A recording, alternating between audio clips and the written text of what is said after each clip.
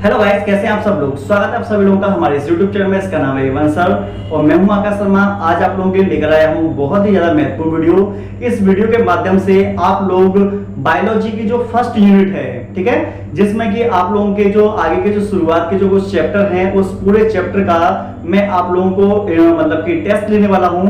और इस टेस्ट में जितने भी आप लोगों को क्वेश्चंस दिए जाएंगे, देखिए मैंने वही पैटर्न लिया है जो आपके यूपी बोर्ड में पैटर्न आता है, ठीक है। बहुत बड़ा पेपर है और ये 42 नंबर का मैंने आप लोगों के लिए प्रैक्टिस के लिए मैंने क्वेश्चंस दिए हैं। तो आप लोग क्या काम करें, आप लोगों के अभी हाल फिलहाल में अक्टूबर में हाफ ईयरली एग्जाम आएंगे, उसके बाद में प्री बोर्ड आएंगे, फिर बोर्ड एग्जाम आएंगे। उन सभी एग्जामों के लिए ये जो मैं आप लोगों को क्वेश्चंस दे रहा हूं, प्रोवाइड करा रहा हूं, ये बहुत ही इंपॉर्टेंट है। इन क्वेश्चंस को आप सॉल्व करके चले जाना। मैं बता रहा हूं 99.9% मैं श्योर हूं कि ये जो क्वेश्चंस हैं आपके बोर्ड एग्जाम में, आपके प्री बोर्ड एग्जाम में, आपके हाफ ईयरली एग्जाम में 101% फंसेंगे। तो आप लोगों को क्या काम करना है, इन क्वेश्चंस को अच्छे से सुनना है, ध्यान से समझना है और फिर उसके बाद में आप लोगों को क्या काम करना है, इनकी प्रैक्टिस करनी है और इनको याद करना है, ठीक है। अभी से आपको एक मतलब की कॉपी ले लीजिए, उस कॉपी में इनको सारे क्वेश्चंस को लिख लीजिए। उसके बाद में इनके सारे आंसर जो हैं वो आप लोग लिख लीजिए। उन्हें लिखने के बाद में उसे आप याद कर लीजिए। एग्जाम टाइम में ये आप लोगों की बहुत ज्यादा हेल्प करेंगे। तो बिना टाइम वेस्ट करते हुए हम चलते हैं क्वेश्चंस की तरफ, जिससे कि आप बहुत कम समय में ज्यादा से ज्यादा क्वेश्चंस को समझ पाए और सॉल्व कर पाए। जिसमें कि सबसे पहले नंबर पर मैं चलता हूं, क्लोन ऑब्जेक्टिव क्वेश्चन है। पहले ऑब्जेक्टिव है, शब्द क्लोन को लैंगिक जनन द्वारा प्राप्त संतति के लिए प्रयोग नहीं किया जा सकता है, क्योंकि आपको बताना है संतति में जनन के डीएनए की हूबहू प्रतिलिपि नहीं बनती, ठीक है। दूसरा है, केवल एक जनन के डीएनए की बनती है जो संतति के स्थानांतरित होती है। सी ऑप्शन है, संतति अलग अलग समय पर बनती है। डी है, जनक व संतति का डीएनए पूर्णतः भिन्न होता है। ये क्वेश्चंस बहुत ज्यादा इंपोर्टेंट है, ये बार बार एग्जाम में पूछा जाता है। तो इस टेस्ट में ये जो पहला ऑप्शन है इसको आपको समझना है, उसके बाद में आपको टिक लगाना है। 4 ऑप्शन मैंने दे रखे हैं। दूसरा है, कोनिडिया द्वारा जनन होता है। तो कोनिडिया जैसी संरचना जो होती है वो किसमें होती है, ये आपको बताना है। तो ये है शैवाल में, फंजाई में, ब्रायोफाइटा में या पुष्पी पादप में, ठीक है। तो आपको शायद पता होगा कोनिडिया जो है, ये कोनिडिया बनता है आपका कवक के अंदर, और कवक में आपको पता होगा पेनिसिलियम में ऊपर कोनिडिया बनते हैं, ठीक है। और पेनिसिलियम जो है, पेनिसिलियम नोटेटम एक कवक होता है। इसे सबसे पहले एंटीबायोटिक बनाई थी अलेक्जेंडर फ्लेमिंग ने, इसको भी आप ध्यान रखना। अगला, निम्न में से कौन नर सहायक जनन ग्रंथि नहीं है। बहुत अच्छा प्रश्न है। शुक्राशय, एम्पुला, प्रोस्टेट, बल्बो यूरेथ्रल ग्रंथि। तो एम्पुला जो होता है वो नर का भाग नहीं है, ये मादा का भाग है। मादा में फेलोपियन नलिका जो होती है उसका भाग है एम्पुला, और एम्पुला वाले भाग में फर्टिलाइजेशन की क्रिया होती है। तो इसमें जो ऑप्शन आएगा बी, एम्पुला, ठीक है। अगला है चौथा, नीचे दिए गए यौन संचार रोगों में से उस रोग की पहचान करिए जो विशेष रूप से लैंगिक अंग को प्रभावित नहीं करता। देखो, सेक्सुअल ट्रांसमिटेड डिजीज वो होते हैं जो एक संक्रमित व्यक्ति से दूसरे स्वस्थ व्यक्ति में सेक्स के द्वारा पहुंच जाते हैं। तो उन रोगों को कहा जाता है सेक्सुअल ट्रांसमिटेड डिजीज, ठीक है। जिसमें एड्स आता है, सिफिलिस आता है, गोनोरिया आता है और जर्निक मस्से आते हैं। तो ये कुछ हमारे ऐसे हैं जो लैंगिक संचार रोग कहलाते हैं। तो इसमें हमारा जो एड्स है, वो एड्स ऐसी बीमारी है जो लैंगिक अंग को प्रभावित नहीं करता, ठीक है। बाकी के जो दे रखे हैं इनमें लैंगिक अंग भी प्रभावित होते हैं। तो 4 हमने क्वेश्चंस किए हैं ऑब्जेक्टिव, जो काफी इंपोर्टेंट थे। जिसमें पहला वाला आप लोगों के लिए मैंने दे रखा है, इसका आपको जवाब बताना है। अगर आपको नहीं पता हो तो आप मुझे कमेंट करके बता देना, मैं इसका आंसर आप लोगों को जरूर बता दूंगा, ठीक है ना। अगले नंबर चलते हैं, अति लघु उत्तरीय प्रश्न, मतलब वेरी शॉर्ट क्वेश्चन है, एक नंबर के हैं। कोशिश करना एक लाइन में आप इनका आंसर दे पाए, ज्यादा लाइन में जरूरत नहीं है। अलैंगिक जनन द्वारा बनी संतति लैंगिक जनन द्वारा बनी संतति से किस प्रकार भिन्न है, मतलब आपको सिर्फ अंतर बताना है। अलैंगिक जनन द्वारा जो संतति बनती है वो अपने जनक के समान होती है, लेकिन जो लैंगिक जनन द्वारा जो संतति बनती है वो अपने जनक से भिन्न होती है, ठीक है। अगला है दूसरा, परिभ्रूणपोष तथा फलभित्ति में अंतर। परिभ्रूणपोष देखो बीजांडकाय का ऐसा भाग जिसमें मतलब कि भोजन संचित रहता है, ठीक है, उसे हम परिभ्रूणपोष बोल देते हैं, पेरिस्पर्म बोलते हैं। काली मिर्च में, चुकंदर में ये आपको देखने को मिल जाएगा। फलवृत्ति देखो अंडाशय के चारों ओर की जो दीवार होती है जिसे हम फल का छिलका बोलते हैं वही हमारी क्या होती है, उसी को हम फलवृत्ति बोलते हैं। मतलब फल के जैसा केला है ना, केले में जो छीलते हैं हम, जो छीला है हमने, वो फलवृत्ति कहलाती है। ठीक है, अगला है पुरुष की सहायक नलिकाओं एवं ग्रंथियों के प्रमुख कार्य क्या हैं। तो जैसा कि आप लोगों को पता होगा कि पुरुष में कुछ सहायक नलिकाएं होती हैं। तो सहायक नलिकाओं का सिंपल सा काम होगा कि शुक्राणु को वृषण से मतलब कि जो पेनिस है वहां तक पहुंचाना, आगे की ओर बढ़ाना, और जो ग्रंथियां होंगी ग्रंथियों से कुछ तरल पदार्थ निकलेगा और उस तरल पदार्थ में क्या होगा, शुक्राणु आसानी से मूव कर पाएंगे। ठीक है ना। चलिए, तो इस तरीके से आपने 3 वेरी शॉर्ट क्वेश्चन किए, काफी इंपोर्टेंट है ये, इन्हें आप अपनी कॉपी में लिखिएगा और उसके बाद में इन्हें प्रैक्टिस कीजिएगा। ठीक है, अगली बात करते हैं लघु उत्तरी प्रश्न की। ये आप लोगों के 2-2 नंबर में रहेंगे, तो आप अच्छे से लिख के आइएगा। और पहला है इसमें युग्मक जनन तथा भ्रूणोद्भव में अंतर। मैं ऑलरेडी आप लोगों को बता चुका हूं, सिर्फ मैं आप लोगों को इसमें हिंट दे रहा हूं। ऐसा नहीं कि जितना मैं बोल रहा हूं सिर्फ आप उतना करें, नहीं, मैं आप लोगों को हिंट देने की कोशिश कर रहा हूं कि इसमें क्या करना है आप लोगों को, जिससे आप लोगों का दिमाग खुल सके और आप लोग सोच सके कि हाँ भाई इसमें ये आना है। ठीक है ना। तो देखो, युग्मक निर्माण की प्रक्रिया को युग्मक जनन कहा जाता है, जबकि जायगोट से भ्रूण निर्माण की प्रक्रिया को भ्रूणोद्भव कहा जाता है। तो ये अंतर है।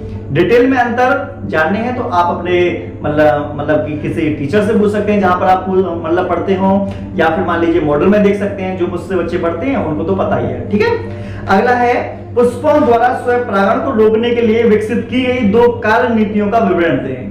मोस्ट इंपोर्टेंट है, इन दोनों कार्य नीतियों को आप लोग जरूर मतलब कि याद करके जाना। ठीक है, अगला है असंग जनन क्या है, इसका क्या महत्व है। असंग जनन जो है ये काफी इंपोर्टेंट है, इसको आप याद करके जोड़ जाना, क्योंकि ये पेपर में आने की अभी भी इसके पूरे मुझे चांस अभी भी लग रहे हैं। ठीक है ना। स्त्री जनन तंत्र का एक आरेखित चित्र बनाओ। देखो, अगर आप बात करें जो फर्स्ट यूनिट की, तो देखो फर्स्ट यूनिट में कुछ इंपोर्टेंट डायग्राम है जिनके नाम मैं आप लोगों को बोल रहा हूं। ऑलरेडी इससे पहले मैं बता चुका हूं, लेकिन मैं फिर भी आप लोगों को बता रहा हूं। अगर डायग्राम की बात करें तो आपको एक पुष्प का डायग्राम बनाना है। दूसरे नंबर पर आप स्फुटित परागकोश और आप परिपक्व परागकोश, इनके डायग्राम की प्रैक्टिस करनी है। प्लस अंकुरित परागकण का जो विकास है उसकी आपको प्रैक्टिस करनी है। प्लस आपको बीजांड का डायग्राम मोस्ट इंपोर्टेंट है, इस साल भी पेपर में आया था, इसकी आपको प्रैक्टिस करनी है। और अगर बात करें द्विबीजपत्री भ्रूण का विकास कैसे होता है, आपको उसकी प्रैक्टिस करनी है। मादा युग्मकोद्भिद मोस्ट इंपोर्टेंट, आपको इसकी प्रैक्टिस करनी है। ठीक है, तो भ्रूण कोश की भी आपको प्रैक्टिस करके आनी है, जो 7 कोश की 8 केंद्रीय वाला जो होता है। ये आपका हो गया पुष्पी वाला। अगर बात करें हम किसकी, मानव जन्म की, तो मानव जन्म में आपका सबसे पहला शुक्राणु मोस्ट इंपोर्टेंट है, फिर अंडाणु, फिर उसके बाद में ग्राफीन पुटका, उसके बाद में स्त्री जनन तंत्र, पुरुष जनन तंत्र। ठीक है, और आपको बताता है अंडाशय थोड़ा सा इंपोर्टेंट भी है। तो जो मैंने आपको ये डायग्राम के नाम बताए हैं, आप कॉपी में नोट डाउन कर लीजिए कि कौन कौन से सर ने इंपोर्टेंट डायग्राम बताए हैं। बहुत से बच्चे कहते हैं सर इंपोर्टेंट डायग्राम बता दो, कौन कौन से हमें प्रैक्टिस करनी है। जो मैंने डायग्राम अभी बताए हैं ये डायग्राम काफी इंपोर्टेंट है। आपको क्या काम करना है, डेली 1 से 2 डायग्राम की ऐसे प्रैक्टिस करना स्टार्ट कर दो कि कभी भी एग्जाम में ये वाले जो मैंने बोले हैं, ये पेपर में आ जाए तो आसानी से इन्हें करके आ पाए। ठीक है, चित्र बनाते समय हमेशा ध्यान रखना कि आपको पेंसिल से बनाना है, नाम सही लिखने हैं, चित्र बिल्कुल एक्यूरेट बनाना है। ऐसा नहीं कि बनवाया उसने कुछ है लेकिन बनाया आपने कुछ ही है। कहने का मतलब हमने टेस्ट में बहुत से बच्चों से बोलते हैं कि शुक्राणु का नामांकित चित्र बनाओ। 2022 में पेपर में आया है। बहुत से शुक्राणु ऐसे बना के चले जाते हैं जैसे मान लो किसी शुक्राणु को पोलियो मार गया हो, या मान लो कभी कभी शुक्राणु ऐसे बना देते हैं कि शुक्राणु को हाथी पांव बीमारी हो गई हो। तो आपको ऐसा नहीं करना, पहले आप डायग्राम को अच्छे से देखो, समझो और 4-5 बार प्रैक्टिस करो। उसके बाद में बिना देखे बनाने की प्रैक्टिस करो। फिर आप लोग जब बनाएंगे पेपर में तो बहुत अच्छा बनाएंगे। ऐसा नहीं कि मतलब कि एक बार देख लिया और पेपर में गए उल्टा सीधा बनाकर चले आए, तो ऐसी गलती आप लोग बिल्कुल मत करिएगा। क्योंकि आपको बताते हैं आप एक बायोलॉजी के स्टूडेंट है और बायोलॉजी के स्टूडेंट में आपकी प्रेजेंटेशन पूरी देखी जाती है, राइटिंग पूरी देखी जाती है, डायग्राम्स आपके देखे जाते हैं, बहुत कुछ आप लोगों का यहाँ पर देखा जाता है। यहाँ पर आपकी हिंदी भी देखी जाती है कि आपने कितने अच्छे तरीके से लिखी है, मात्राएं ठीक से लगाई नहीं। तो बहुत सी चीजें आप लोगों को देखी जाती हैं। आप कोशिश करें अपने आप को परफेक्ट बनाने की, और जो जो गलतियां हैं उन गलतियों को अभी से आप सुधारने की पूरी कोशिश करें, जिससे आने वाले एग्जाम में आप लोग परफेक्ट तरीके से अच्छे नंबर लेके आओ। उसके बाद में हम बात करते हैं, आगे बढ़ते हैं। अगला है हमारे पास, किसी व्यक्ति को यौन संचालित रोगों के संपर्क में आने से बचने के लिए कौन कौन से उपाय अपनाने चाहिए। अगर कोई ये चाहता है कि हम सेक्सुअल ट्रांसमिटेड डिजीज से बचना चाहते हैं, यौन संचालित रोगों से बचना चाहते हैं, तो पहला है अनजान लड़कियों से, अनजान महिला से बिल्कुल भी लैंगिक संबंध ना बनाएं। उसके बाद में आप चाहते हैं कि लैंगिक संबंध बनाए, तो लैंगिक संबंध के से पहले कॉन्डोम का इस्तेमाल जरूर करें। उसके बाद में अगर मान लीजिए कोई मतलब कि वेश्यावृत्ति महिलाएं वो होती हैं जो पैसे लेकर किसी के साथ लैंगिक संबंध बनाते हैं, तो कृपया करके मतलब कान पकड़ लें, ऐसी महिलाओं के साथ लैंगिक संबंध ना बनाएं, नहीं तो आपको बहुत खतरनाक बीमारी हो सकती है। अगर कोई प्रॉब्लम है तो आपको क्या काम करना है, एक अच्छे चिकित्सक के पास जाना है और अच्छी तरीके से उसका इलाज कराना है। जैसे आप लोगों ने बहुत से देखे होंगे, डॉक्टर रूप किशोर राठी, डॉक्टर हाशमी दवाखाना, डॉक्टर अलवी दवाखाना, ऐसे आप लोगों ने बहुत से सुने होंगे। सेक्सोलॉजिस्ट जो होते हैं, आप उनके पास जाइए, अपनी प्रॉब्लम बताइए और उन प्रॉब्लम का आप लोग अच्छे से सॉल्यूशन लीजिए, ठीक है ना। चलिए अब बात करते हैं लघु उत्तरीय प्रश्न। ये आप लोगों के पेपर में 3-3 नंबर में आएंगे, जो कि मोस्ट इंपोर्टेंट है। पहला है त्रिसल्लेम क्या है, पहले आपको बताना है त्रिसल्लेम क्या है। जैसा कि आपको पता होगा, दो द्वितीयक केंद्रक और एक नरयुग्मक, 3 केंद्रक जब आपस में मिलते हैं तो उसे त्रिसल्लेम कहा जाता है। ऑलरेडी मैंने आपको डबल फर्टिलाइजेशन में आपको पढ़ा रखा है। यहां कहां और कैसे संपन्न होता है, त्रिसल्लेम में सम्मिलित न्यूक्लियाई के नाम बताएं। ये पेपर में आ चुका है प्रश्न, 3 नंबर में आया था। न्यूक्लियाई का मतलब केंद्रक होता है, और त्रिसल्लेम में जो केंद्रक भाग लेते हैं वो 3 केंद्रक भाग लेते हैं, 2 द्वितीयक केंद्रक और 1 नर केंद्रक, ठीक है ना। अगला है दूसरा, परागकण भित्ति की रचना में टेपिटम की भूमिका क्या है। टेपिटम आप लोगों को पता होगी, परागकोश के सबसे आंतरिक परत होती है, और ये परत काम क्या करती है, जो अंकुरित परागकण होता है उसको पोषण देने का, उसे न्यूट्रिशन देने का काम करती है, ठीक है। अगला है वृषण तथा अंडाशय के कार्य लिखो।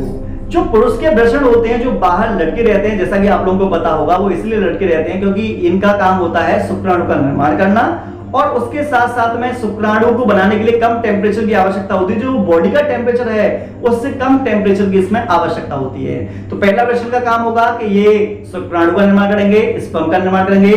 दूसरा काम है कि इसके अंदर जो सर्टोली कोशिकाएं होती हैं, वो सर्टोली कोशिकाएं क्या काम करेंगी, शुक्राणु को पोषण देने का काम करेंगी। उसके साथ अगला है लीडिंग कोशिकाएं इसमें पाई जाती हैं, और लीडिंग कोशिकाएं एंड्रोजन हार्मोन निकालती हैं। एंड्रोजन हार्मोन जो होता है लड़कों में दाढ़ी मूंछ के लिए महत्वपूर्ण माना जाता है। अब आज का भारीपन जो होता है वो इसी के कारण होता है, मांसपेशियों का विकास इसी के कारण होता है। एंड्रोजन अगर ना दे रखा हो पेपर में तो आप ध्यान रखना, आपको टेस्टोस्टेरोन मिल सकता है, ठीक है। ये तो था वृषण के कार्य। अब बात करते हैं अंडाशय की। जो महिलाएं होती हैं, जो लड़कियां होती हैं, उसमें 2 अंडाशय लगे रहते हैं जो अंदर की साइड में होते हैं। अब वो अंडाशय क्या काम करेंगे कि पहला काम होगा अंडाशय से अंड का निर्माण होगा। दूसरा काम होगा अंडाशय की ग्राफिन पुटिका जो होती है वहां से एस्ट्रोजन हार्मोन निकलेगा, और एस्ट्रोजन हार्मोन जो होता है वो उसका काम क्या होता है, एस्ट्रोजन हार्मोन का। एस्ट्रोजन हार्मोन लड़कियों में क्या काम करते हैं, कुछ चेंजेस लाने का काम करते हैं। जैसे लड़कियों में स्तनों का विकास होता है, लड़कियों में कूल्हे का विकास, कूल्हे मतलब कि भारी हो जाते हैं, या फिर लड़कियों की आवाज का मतलब पतली हो जाती है, सुरीली हो जाती है, और उसके साथ साथ में एमसी चक्र स्टार्ट हो जाता है। लड़कियों की जो त्वचा है वो काफी कोमल होती है। ये सब एस्ट्रोजन हार्मोन के कारण होती है, ठीक है। लास्ट हमारा है कि अंडाशय में कार्पस ल्यूटियम होती है, जिसे हम कार्पस ल्यूटियम को पीत पिंड बुलाता है। ये पीत पिंड क्या काम करते हैं कि प्रोजेस्टेरोन हार्मोन को स्रावित करेंगे, और प्रोजेस्टेरोन हार्मोन का काम होता है कि लड़कियों के अंदर मतलब निषेचित अंडाणु जो होता है उसे गर्भाशय में स्थापित करती है, जिसके कारण बच्चे का विकास हो सके। अगर गर्ल्स में प्रोजेस्टेरोन हार्मोन की कमी हो जाए तो प्रेगनेंसी में कुछ प्रॉब्लम्स आ सकती हैं। अगला है हमारे समाज में पुत्रियों को जन्म देने का दोष महिलाओं को दिया जाता है, बताएं कि यह क्यों सही नहीं है। तो ये जो क्वेश्चंस है, ये क्वेश्चंस आप लोगों को बताना है, काफी इंपॉर्टेंट क्वेश्चन है, और इसको और डिटेल में वैसे मैं ऑलरेडी बता चुका हूं, लेकिन अगर आप चाहते हैं कि और मैं बताऊं तो मैं आप लोगों को बता देता हूं कि जो पुरुष होता है, मैं देखो यहां पर समझा रहा हूं, ध्यान समझना। पुरुष में XY गुणसूत्र होते हैं, और जो गर्ल्स होती हैं उसमें XX गुणसूत्र होता है। जब पुरुष का X शुक्राणु मादा के X अंडाणु के साथ निषेचन करता है तो तो एक्स शुक्राणु और एक्स अंडाणु आपस में मिलेंगे तो लड़की पैदा होगी, वाई शुक्राणु और एक्स अंडाणु आपस में मिलेंगे तो लड़का पैदा होगा। ठीक है, तो आपको बता दिया मैंने कि किस तरीके से मतलब कि अंड के साथ निषेचन होने से किस तरीके से बच्चे का विकास होता है। तो अगर वैसे देखा जाए कि लिंग निर्धारण जो होता है वो स्त्री के गुणसूत्र से ना होकर पिता के गुणसूत्र से होता है। ठीक है, और ये केवल एक संयोग होता है कि कौन सा शुक्राणु किस अंडाणु के साथ निषेचन करेगा। अगर वाई ने किया है निषेचन अंडाणु को तो लड़का पैदा होगा, अगर एक्स ने किया है तो लड़की पैदा होगी। ठीक है, तो ये जो दोष देते हैं ये दोष देना बिल्कुल गलत होता है। अगला है, क्या विद्यालय में यौन शिक्षा आवश्यक है? तो आपको बता दें विद्यालय में यौन शिक्षा बहुत ज्यादा आवश्यक है। आपको बता दें आपके कॉलेज के टीचर जो होते हैं यौन शिक्षा के बारे में कुछ बताना नहीं चाहते। जो मतलब कि बड़ी एज वाले जो मतलब कि टीचर्स होते हैं वो जो छोटे बच्चे जो होते हैं उनके सामने मतलब जितनी स्पष्टता से चीजों को समझाना चाहिए बताना चाहिए इतनी स्पष्टता से नहीं बता पाते हैं। यौन शिक्षा के बारे में आपके जो माता पिता हैं उन लोगों को भी आप लोगों को कुछ जानकारी देनी चाहिए लेकिन वो भी नहीं दे पाते। आप अपने टीचर से जो आपसे काफी एज में बड़े हैं उनसे आप क्लियर तरीके से नहीं पूछ पाते, आप अपने माता पिता से नहीं पूछ पाते हैं तो आपको बताना बहुत बड़ी प्रॉब्लम होती है। और आप बात करें मित्र से तो मित्र जो है उनको जैसी इंफॉर्मेशन मतलब जैसे उनको ज्ञान होता है वो केवल वैसा ही आप लोगों को चीजें बताते हैं। तो कहने का मेरा मीन्स ये है कि आपको एक सही जानकारी मिलना बहुत जरूरी है और यौन शिक्षा जो है आपके कॉलेजों में होनी चाहिए। क्योंकि आप लोगों को बता दें एनसीईआरटी वालों ने शुरुआत के जो 4 चैप्टर हैं जीवों में जनन, पुष्पिपादन में लैंगिक जनन, मानव जनन, जनन स्वास्थ्य, 4 चैप्टर लगातार जो दे रखे हैं जनन से संबंधित दे रखे हैं वो सिर्फ और सिर्फ इसलिए दे रखे हैं क्योंकि आप वो चाहते हैं कि आप लोगों को जानकारी मिल सके। जो उसमें इंफॉर्मेशन दे रखी है एनसीईआरटी में वो आपको मिल सके, आप लोग जागरूक हो सकें। और सही मायने बताएं तो मानव जनन और जनन स्वास्थ्य में इतनी इंफॉर्मेशन है कि एक लड़की को एक लड़का को बहुत नॉलेज दे सकती है। ठीक है, इसमें एमसी चक्र के बारे में, एबॉर्शन के बारे में, स्त्री जनतंत्र के बारे में, माल जनतंत्र के बारे में, शुक्राणु कैसे बनता है, अंडाणु कैसे बनता है, अंडाणु का विकास कैसे होता है, निषेचन कैसे होता है, पूरा कंप्लीट मतलब भ्रूण का विकास कैसे होता है, हर एक चीज को डिटेल में बताया गया है शुरुआत से लेकर लास्ट तक। उसके बाद में जनन स्वास्थ्य से संबंधित हर एक चीज को डिटेल में बताया गया है। गर्भ निरोधक के बारे में पूरा डिटेल में बताया गया है, जनसंख्या को कैसे कंट्रोल करना पूरा बताया गया है, हर एक चीज के बारे में बताया गया है जो कि आप लोगों को जानकारी होनी ही चाहिए। तो बहुत से टीचर्स नहीं पढ़ाते हैं, उनकी बहुत बड़ी गलती है, लेकिन मैं ऐसा नहीं हूं, मैं आपको डिटेल में हर एक चीज पढ़ाऊंगा, ये वाली बात आप ध्यान रखिएगा। ठीक है, आगे बढ़ते हैं। अगला है हमारे पास दीर्घ उत्तरी प्रश्न है, 5 नंबर का है। जनसंख्या विस्फोट के कौन कौन से कारण हैं? एक तो आपका ये है, ये आपका पेपर में 5 नंबर का आता है, और है जन्म नियंत्रण के लिए प्रयोग होने वाले विभिन्न उपायों का वर्णन कीजिए। मतलब कि जनसंख्या विस्फोट के बारे में बताना है, जनसंख्या क्यों कैसे बढ़ती है उसके बारे में आपको बताना है। और अथवा करके दे रखा है, आपको अभी तो दोनों याद करने हैं लेकिन पेपर में अथवा करके आ जाए तो एक करना है, लेकिन अभी मैंने 2 दे रखे हैं, दोनों में से आपको दोनों ही करने हैं, अभी दोनों करने हैं। ठीक है, जन्म नियंत्रण मतलब जनसंख्या को हम किस तरीके से कंट्रोल कर सकते हैं इसके बारे में आपको डिटेल में बताना होगा। दूसरे नंबर का है अंड जनन क्या है? अंड जनन की संक्षिप्त व्याख्या कीजिए, मतलब अंड जनन के बारे में आपको डिटेल में बताना होगा।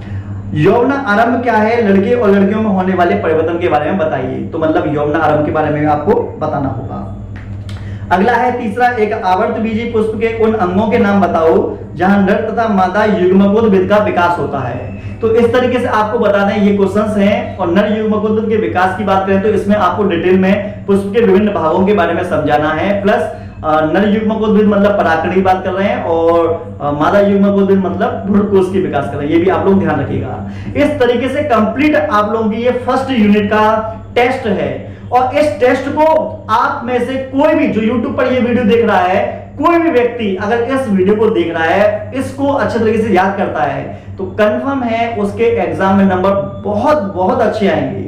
अच्छा, इससे पहले मैंने क्या काम किया है? के लिए पुष्पिपादन में लैंगिक जनन के लिए स्पेशल वीडियो बनाकर रख दी है, मानव जनन के लिए स्पेशल वीडियो बनाकर दी है, और अब मैंने क्या किया है कंबाइंड तौर पर पूरी की पूरी मैंने पूरी यूनिट का टेस्ट बनाकर दे दिया है। आप लोगों ने 2 वीडियो अगर वो वाली नहीं देखी है तो आप लोग कृपया करके हमारे प्लेलिस्ट में जाइएगा। ठीक है, उस प्लेलिस्ट में आप लोगों को मिल जाएगा कि यूपी बोर्ड में 90 नंबर कैसे लाए, उसमें आपको मिल जाएगी, उससे भी आप देखिएगा।